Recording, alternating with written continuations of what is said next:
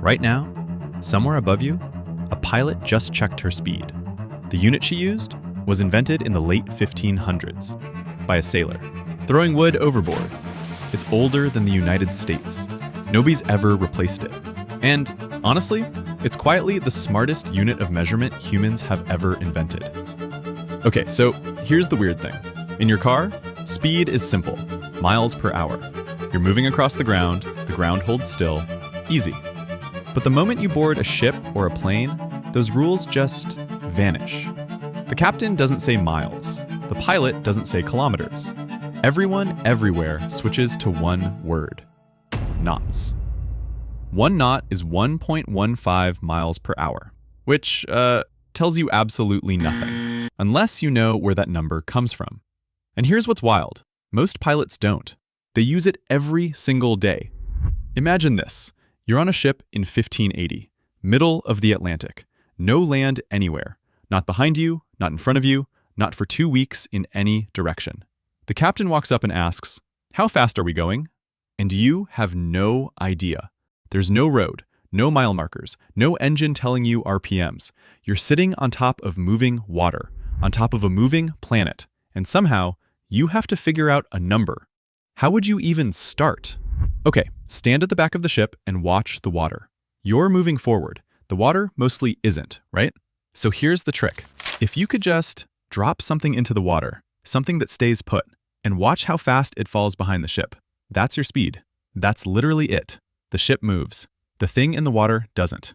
So they built this, a wedge of wood weighted with lead, heavy bottom, light top. So it stands upright in the water like a tiny floating fence post. When you throw it overboard, it doesn't tumble or skim. It just plants itself, stays where it is. Attached to the wood, a long, long coil of rope, coiled loose on the deck so it can unspool freely. And here's the part that makes it work. Every 47 feet along that rope, they tie a knot, an actual physical knot. Then the captain says, "Go." Your friend flips a sand glass. 28 seconds of sand starts running. You throw the wood off the back of the ship. The wood plants in the water. The ship sails on.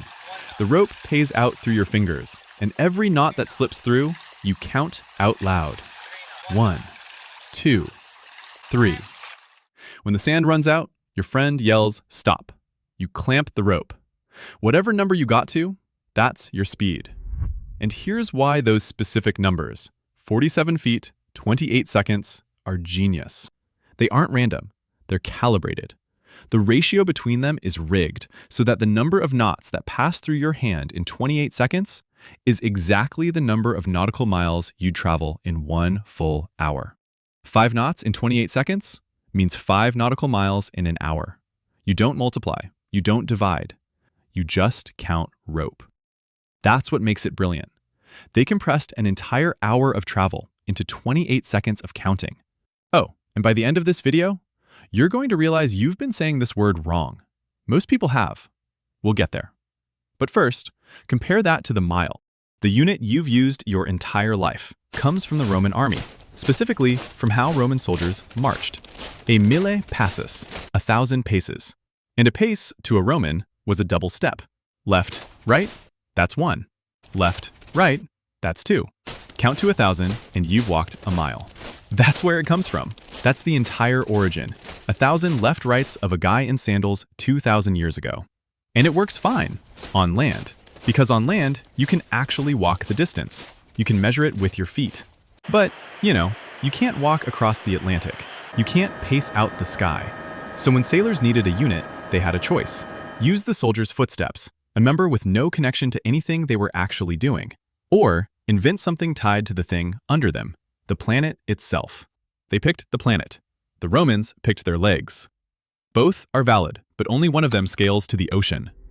Quick thing, and this is the line you'll want at a dinner party. Saying knots per hour is wrong. A knot already means nautical miles per hour. Saying knots per hour is like saying miles per hour per hour. That's not speed, that's acceleration. Nobody is doing that. And yet, half the news articles say it. Every other movie says it. Your pilot has probably said it. You now officially know something your pilot doesn't. Okay, but ships, fine. Why planes? Here's the thing. When aviation started, early 1900s, there was no aviation infrastructure. No special pilot maps. No new units. The first long-distance flights were over oceans, and the only charts that covered oceans were sailors' charts. When Charles Lindbergh flew solo across the Atlantic in 1927, he was navigating with naval maps, naval math, and the same latitude grid sailors had been using for 300 years. And there's a second reason. Planes don't fly in straight lines. They follow the curve of the Earth. Nautical miles are built into that curve.